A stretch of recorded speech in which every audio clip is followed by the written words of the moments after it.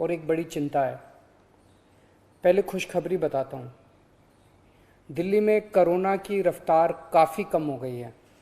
पिछले 24 घंटों में दिल्ली में केवल 2200 कोरोना के केस आए हैं। संक्रमण दर भी घट के पिछले 24 घंटों में केवल 3.5% रह गई है।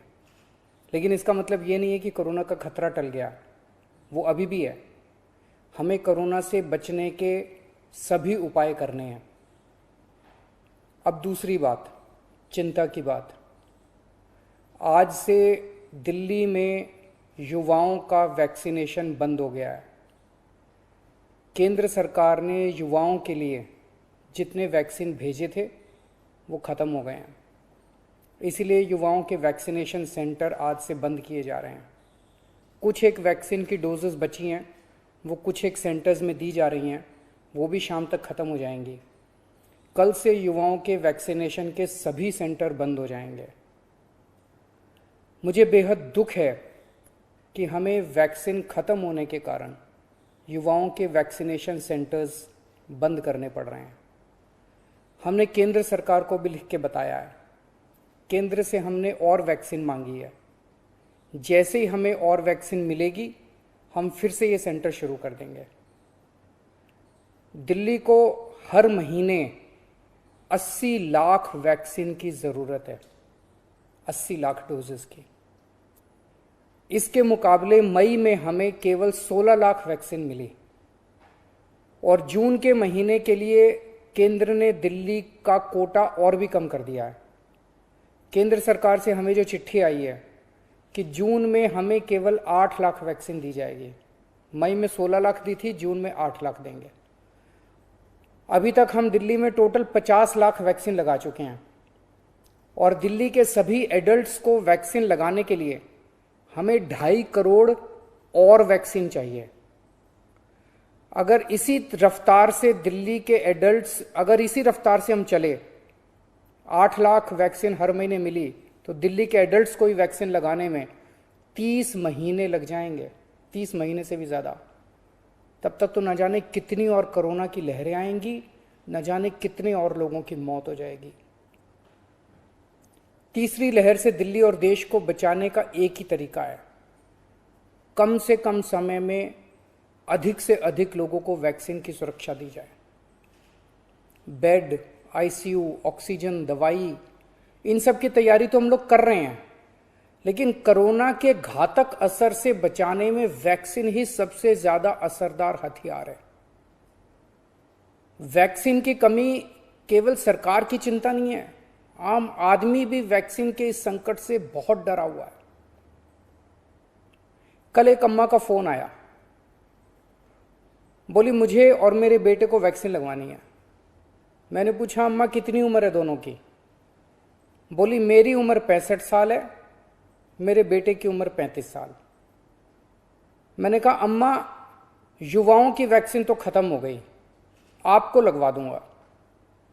थोड़ा सोच के बोली अच्छा मेरे वाली वैक्सीन मेरे बेटे को लगवा दे, वो नौकरी के लिए घर से बाहर जाता है, मैं तो बूढ़ी हो गई, उसे तो आगे परिवार भी संभालना है, इसलिए उसका सुरक्षित रहना जरूरी है। ये सुन के दिल में बहुत पीड़ा हुई।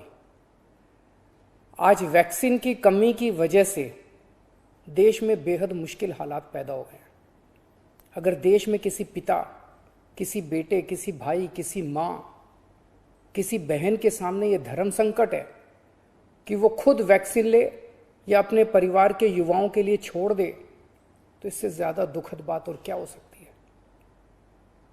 कोरोना से लोगों की जान बचाने के लिए हमें देश में वैक्सीन की उपलब्धता तुरंत बढ़ानी पड़ेगी। इसके लिए केंद्र सरकार को मेरे 4 सुझाव हैं। पहला, भारतीय बायोटेक कंपनी जो कोवैक्सीन बनाती है, वो अपनी वैक्सीन का फॉर्मूला दूसरी कंपनियों को देने को तैयार हो गई है। देश में वैक्सीन बनाने वाली ढेरों कंपनियां हैं। केंद्र सरकार तुरंत उन सभी कंपनियों को बुलाए और उन्हें आदेश दे, उनसे रिक्वेस्ट ना करे, उन्हें आदेश दे कि वे सभी कंपनियां युद्ध स्तर पर समयबद्ध तरीके से वैक्सीन बनाना तुरंत चालू करें। मैं पूरी विनम्रता से कहना चाहता हूं कि इन सभी कंपनियों को अगले 24 घंटे में बुलाकर ये आदेश दिए जाएं। मेरी बात को अन्यथा ना लिया जाए। इस वक्त एक एक दिन कीमती है, इसलिए मैं ये बात कह रहा हूं। दूसरा सुझाव, सभी विदेशी वैक्सीन, जितनी विदेशी वैक्सीन है उनको भारत में इस्तेमाल करने की तुरंत इजाजत दी जाए। ये भी 24 घंटे में होना चाहिए, इसमें भी बिल्कुल देरी ना की जाए। और विदेशी वैक्सीन के जितने निर्माता हैं उनसे भारत सरकार बात करे। अभी भारत सरकार ने राज्यों पे छोड़ दिया कि स्टेट्स बात करें, हर राज्य अपने अपने स्तर पे विदेशी कंपनी वालों से बात करे। ये कोई अच्छा लगता है? भारत के 36 राज्य और यूनियन टेरिटरी हर कंपनी के सामने जाके आपस में लड़ रहे हैं। महाराष्ट्र हरियाणा से लड़ रहा है, हरियाणा दिल्ली से लड़ रहा है, आपस में लड़ रहे हैं सारे इन कंपनियों के सामने। इससे विदेशों में भारत की क्या छवि बन रही है? भारत सरकार उनसे खरीदेगी तो ये कंपनियां भारत सरकार को बहुत ज्यादा गंभीरता से लेंगी, और फिर भारत सरकार तो सीधे इन कंपनियों के देशों की सरकारों से बात कर सकती है ना। और भारत सरकार जब इन कंपनियों से बात करेगी तो भारत सरकार तो कई 100 करोड़ की वैक्सीन खरीदने की बात करेगी, तो जाहिर है ये कंपनियां भारत सरकार से कहीं ज्यादा अच्छे से बात करेंगी। तो भारत सरकार को इनसे वैक्सीन खरीद के राज्यों में बांट देनी चाहिए। तीसरा सुझाव, कुछ देश ऐसे हैं, पढ़ने में आ रहा है मीडिया में, कि जिन्होंने जरूरत से ज्यादा वैक्सीन जमा कर रखी है।